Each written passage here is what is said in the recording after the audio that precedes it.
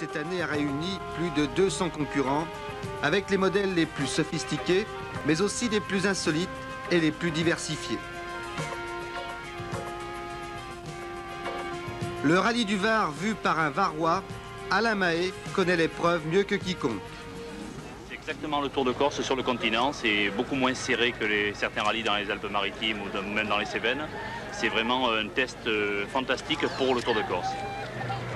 Quantité mais aussi qualité, aussi bien en ce qui concerne les voitures que les pilotes.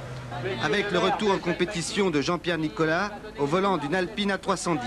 Nicolas était associé à notre confrère Gérard Bory. Alors qu'est-ce qui fait revenir Jean-Pierre Nicolas? La nostalgie, l'envie de courir, l'envie de faire autre chose qu'une vie un peu derrière un bureau.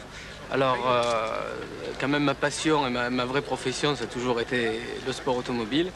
Et bon, ben là, je fais un petit essai au Rallye du Var, avec vraiment des moyens très limités sur le plan matériel. Et je vais voir ce que ça donne. Mais j'espère faire quelque chose l'année prochaine. Une nouvelle voiture pour Bernard Darniche, la BMW M1.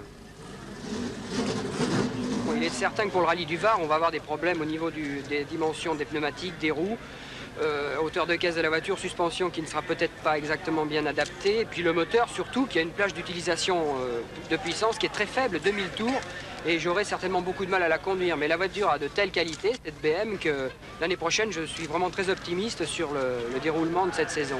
Résultat sur le plan palmarès. 1130 kg, 450 chevaux, la M1 est un monstre qui a déjà participé aux 24 heures du Mans. La voiture a eu quelques problèmes en descendant la rampe de départ. Une garde au sol beaucoup trop basse est en rallye un sérieux handicap. Cela peut expliquer la suite. Jean-Claude Andruet a remporté cette année le Tour Auto avec la Ferrari 308 GTB, une voiture plus agile, plus souple que la M1.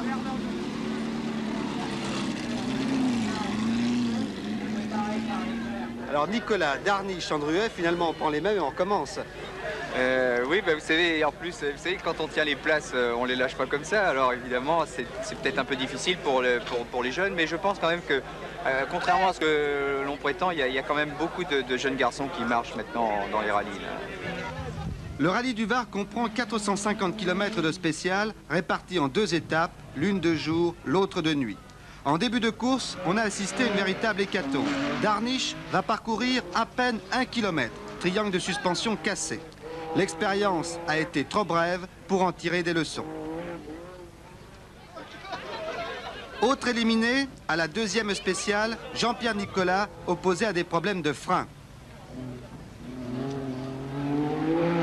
En rallye, les conditions de sécurité pour les spectateurs sont loin d'être parfaites. Le public n'estime pas tous les risques. Ce tête-à-queue de Lousteau se termine bien, mais aurait pu avoir des conséquences dramatiques. Il faut se méfier des apparences. Et malgré ce petit problème à l'épingle, Jean-Claude Andruet va occuper la première place durant toute la première partie de la course, avec environ 1 minute d'avance sur Vincent. Jean-Louis Clare est alors 3e. Clare reste l'un des pilotes les plus spectaculaires, surtout dans les épingles. Jean-Louis Clare, vous avez une manière très spectaculaire de négocier des épingles. Alors, quelle est la recette?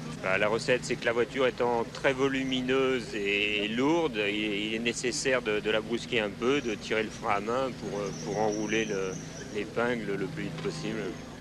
Même Andruet n'est pas épargné et va également abandonner. Je suis surtout déçu pour Françoise Sapet qui était ma coéquipière et qui jouait son championnat de France là, et si vous voulez, pour moi justement je suis pas très déçu. Enfin, j'aurais été content de gagner cette course là vu le plateau, mais je fais pas de championnat, rien du tout, donc c'est pas dramatique. À la mi-course, Francis Vincent sur la Porsche Almeras va se retrouver leader avec une confortable avance. Déjà vainqueur cette année du rallye d'Antibes, Vincent va essayer d'assurer sans prendre trop de risques.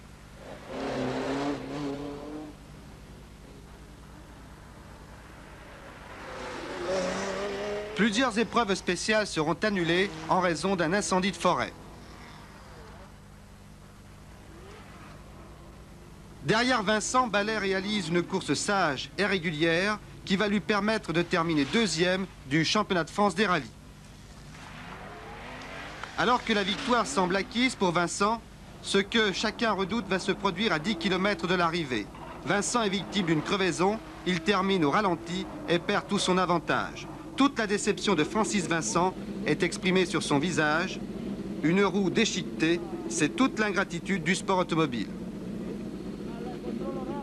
Le déboire, ça s'est produit à 10 km de l'arrivée. J'ai senti que mon pneu perdait de la pression et j'ai continué 2-3 km sans prendre d'appui. Après, le pneu est complètement crevé. J'ai essayé de continuer parce que si changer une roue, c'est au minimum 4 minutes. Et j'ai continué à plat et j'ai perdu à peu près 3 minutes. Et je pense que j'ai perdu la victoire à 10 km de l'arrivée. Les malheurs de Vincent vont profiter à Dominique Demeyer, un jeune pilote de 30 ans, vainqueur de la Coupe Renault 5 Turbo.